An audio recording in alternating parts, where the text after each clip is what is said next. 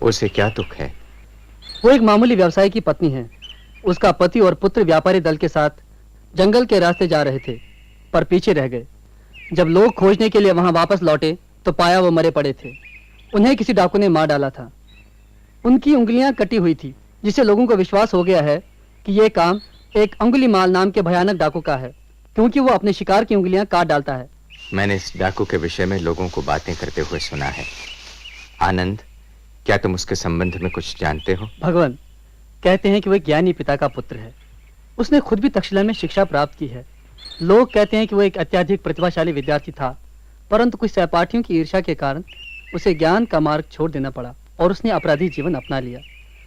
राजा के सैनिक लंबे समय से उसका पीछा कर रहे हैं, पर वो इतना चालाक है कि उनकी पकड़ में नहीं आता।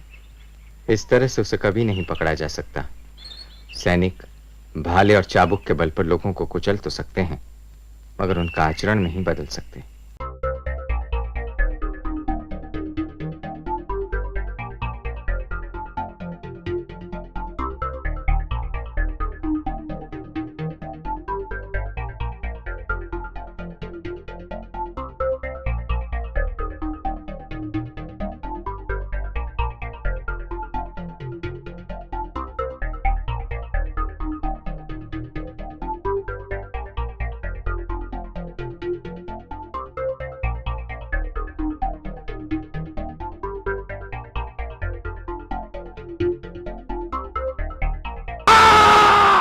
वहीं रुक जाओ भिक्खू, और आगे ना बढ़ना। क्या कह रहे हो तुम?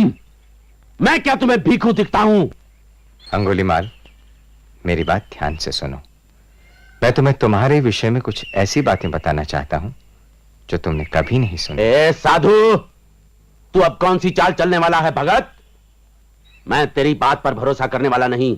देखो, मेरे पास कोई अस्त्र नहीं है और ना ही मेरे साथ सहयोगी हैं जो तुम्हें हानि पहुंचाएं। तुम बहुत देर से छिपकर मुझे देख रहे हो और जानते हो कि मैं सच कह रहा हूं। मेरा यही अनुरोध है कि तुम मेरी बात सुनो। ठीक है, बोलो। तुम्हें आश्चर्य हुआ जब मैंने तुम्हें भिक्खू कहकर पुकारा, परंतु मैंने ऐसा इसलिए कहा क्योंकि तुमने कभी अपनी आत्मा की ओर नहीं देखा है। कभी यह अनुभव नहीं किया कि तुम्हारे भीतर कहीं एक भला आदमी भी है जिसमें दया की भावना है, ठीक उसी तरह जैसे कोई भिक्खू चाहता है। बकबक बंद करो।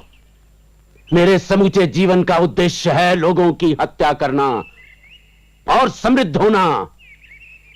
जीवित लोगों का मेरे लिए कोई मतलब नहीं है। फिर भी मैं कहता हूं, समाज और लोगों के बीच तुम्हारा स्थान है। समाज? क्या जानते हो तुम समाज के बारे में? तुम स्वयं एकांत में रहने वाले हो। पीड़ा और अपमान के बारे में तुम जानते ही क्या हो? शायद उतना नहीं जितना तुम जानते हो। मैं जानता हूं कि तुमने बहुत दुख सहे हैं, मगर इसका हल यह नहीं है कि तुम लोगों के जीवन में दुख पैदा करो और अपने लिए नर्क का मार्ग तैयार करो। सोचो, किसी आदमी की हत्या करने के बाद क्या तुम्हारे मन में यह इच्छा नहीं हुई कि तुम उसके शव के सामने खड़े होकर रो? और कितनी ही बार इस जंगल के भयानक एकांत में तुमने अपने आंसुओं को नहीं रोक लिया है?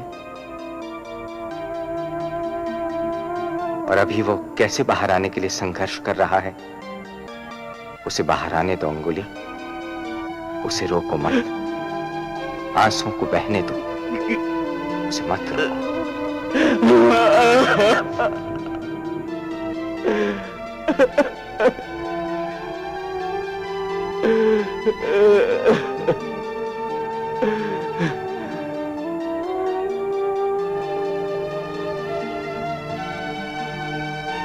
मेरी दबी हुई स्मृतियों, आंसुओं और पीड़ाओं को मुक्त करने वाले तुम कौन हो? क्या अधिकार है तुम्हें?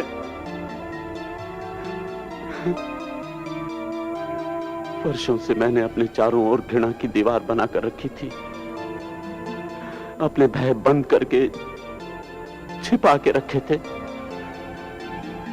तुम पास आए और अपने कुछ शब्दों और एक स्पर्श से ही उस दीवार को तोड़ दिया।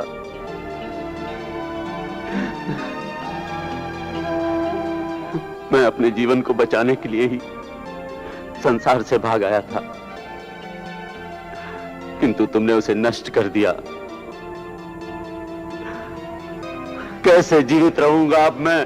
कहां जाऊं अब मैं? मेरे रास्ते में आने वाले अभियोगी, तू है कौन? बोल, कौन है तू? मैं गौतम बुद्ध हूं। मेरी शरण में आओ, वहीं तुम्हारा उद्धार है।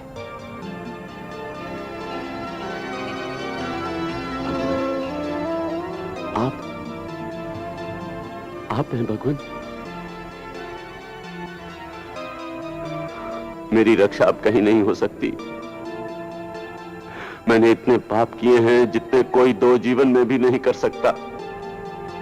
डाकू के रूप में तुम्हारा जीवन अब समाप्त हो चुका है। मैं तुम्हें अपने आदेश से भिख को नियुक्त करता हूं। ये एक नया जीवन है।